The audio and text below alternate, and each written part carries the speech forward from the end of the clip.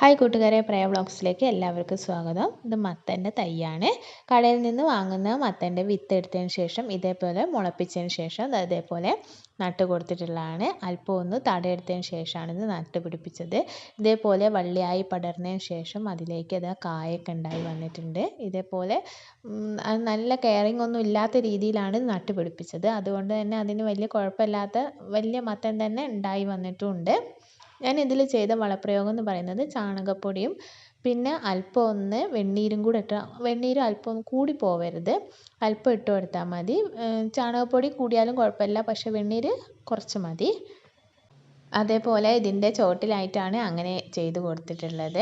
പിന്നെയെന്ന് പറയുമ്പോൾ ഇത് വള്ളി പടർന്ന് പോകുന്ന സ്ഥലത്ത് നമുക്ക് പ്രത്യേകമായിട്ട് അങ്ങനെ പോകാനൊന്നുമില്ല. വെറും മണ്ണാണെങ്കിൽ അതിൽ ഓല ഇട്ട് കൊടുത്തിട്ടുണ്ടെങ്കിൽ അതിൻ്റെ മുകളിൽ കൂടെ നല്ല രീതിയിൽ തന്നെ അത് പോയിക്കോളും. അപ്പോൾ തന്നെ ഉള്ളൂ മത്തൻ നല്ല രീതിയിൽ നമുക്ക് വളർന്ന് കിട്ടും. പിന്നെ മത്തൻ ഇതിൻ്റെ തളിര് ഇലകളുണ്ടെങ്കിൽ അത് നമുക്ക് എടുത്ത് തോരൻ വെക്കുന്നത് നല്ല ടേസ്റ്റ് തന്നെയാണ്.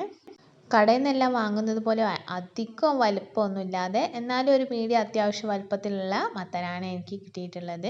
ഇത് അധികം മൂത്തിട്ടില്ല, ഇതിലും കുറച്ചും കൂടെ വലുപ്പമായി വരുന്നുണ്ട്. നട്ട് കൊടുക്കുമ്പോൾ നല്ല വെയിലുള്ള സ്ഥലത്ത് തന്നെ നട്ട് കൊടുക്കാനായി ശ്രദ്ധിക്കണം. പിന്നെ വേനലിലാണ് നട്ട് കൊടുക്കുന്നതെങ്കിൽ നമ്മൾ വെള്ളം ഒഴിച്ച് കൊടുക്കണം. ഓവറൊന്നും കെയറിങ് ഇല്ലാതെ ഇതേപോലെ നമുക്ക് ചിലവ് കുറഞ്ഞ രീതിയിൽ ഇതേപോലെ മത്തന് ഉൽപ്പാദിപ്പിച്ചെടുക്കാം. പുതിയ വീഡിയോ ആയിട്ട് വീണ്ടും കാണാം. Okay, by.